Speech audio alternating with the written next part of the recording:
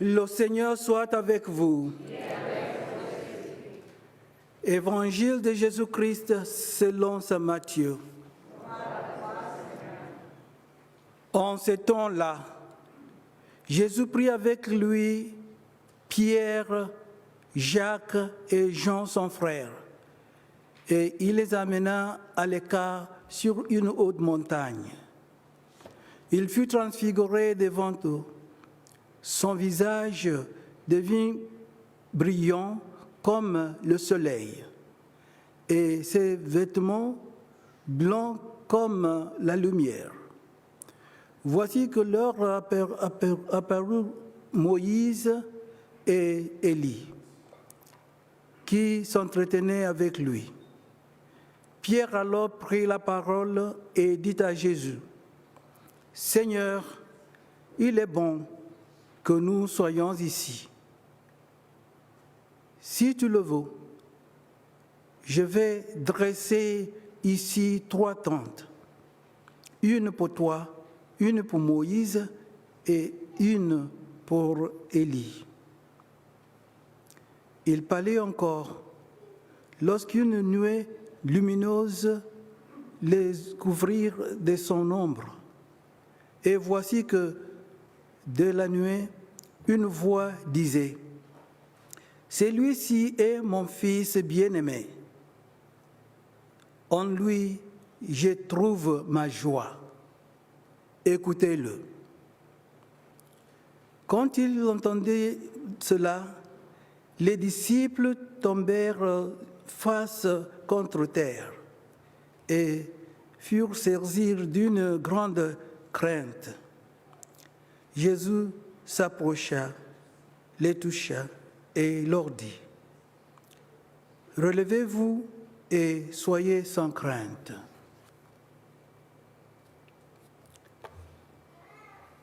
Levant les yeux, il ne vit plus personne, sinon lui, Jésus seul. En descendant de la montagne, Jésus leur donna cet ordre. Ne parlez de cette vision à personne avant que le Fils de l'homme soit ressuscité d'entre les morts. Acclamons la parole de Dieu.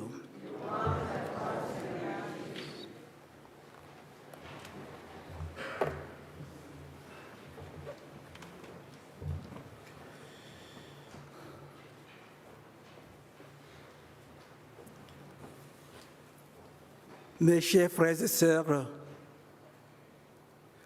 aujourd'hui, c'est une grande fête, la fête de la transfiguration.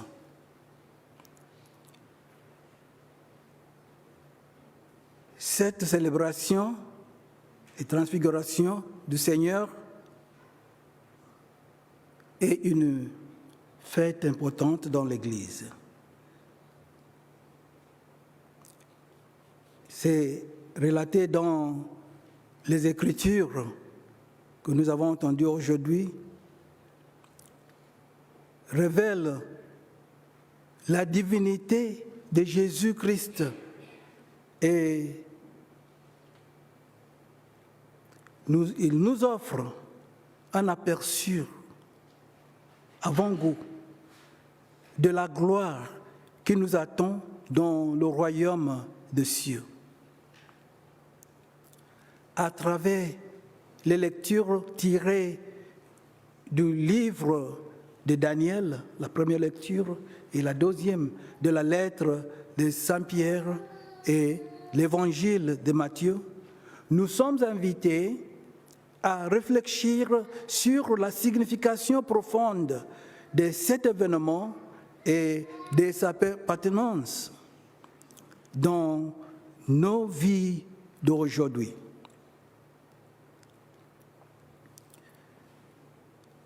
La vision du prophète Daniel, décrite dans la première lecture, dépeint la majesté et la souveraineté de Dieu. Daniel voit le vieillard, l'ancien, dont le vêtement semblant comme neige, entouré d'innombrables anges. Cette vision préfigure la gloire qui sera révélée par Jésus-Christ, le Fils de Dieu. La transfiguration sert de confirmation de la nature divine de Jésus, afin qu'il ait l'accomplissement des anciennes prophéties. La lecture d'Évangile présente l'événement réel de la transfiguration. Jésus emmène Pierre, Jacques et Jean sur la montagne où son apparence est altérée sous leurs propres yeux. Son visage brille comme le soleil et ses vêtements deviennent une blancheur éclatante. Moïse et Élie apparaissent symboliquement, symbolisant la loi et les prophètes qui témoignent le Christ, Jésus, comme l'accomplissement du plan de salut de Dieu. Ce moment extraordinaire révèle la vraie nature de Jésus en tant que fils bien-aimé de Dieu, que désormais chacun et chacune doit écouter. Il est le Fils de l'homme dans la vision de Daniel, à qui le vieillard a donné domination, gloire et royauté éternelle. C'est par l'enseignement de Jésus que la loi et les prophètes sera bien compris. Si vous voulez comprendre ce que dit la loi, ce que dit les prophètes, toutes les prophéties, il faut regarder Jésus, il faut l'écouter. C'est ce que Dieu nous dit aujourd'hui. Par conséquent, il faut toujours écouter. Dieu, le Père, nous instruit. Écoutez-le. Écoutez Jésus. Dans la deuxième lecture, Pierre raconte son expérience sur le mont Tabor, le mont de la transfiguration. Il se souvient de la vue impressionnante de Jésus, brillant d'un rayonnement divin, début aux côtés de Moïse et d'Élie. Bouleversé par cette rencontre, Pierre s'exclamait : « Seigneur, il est bon que nous soyons ici. » Le témoignage de Pierre nous rappelle l'importance de reconnaître la divinité de Christ et de reconnaître son pouvoir de transformation dans notre vie.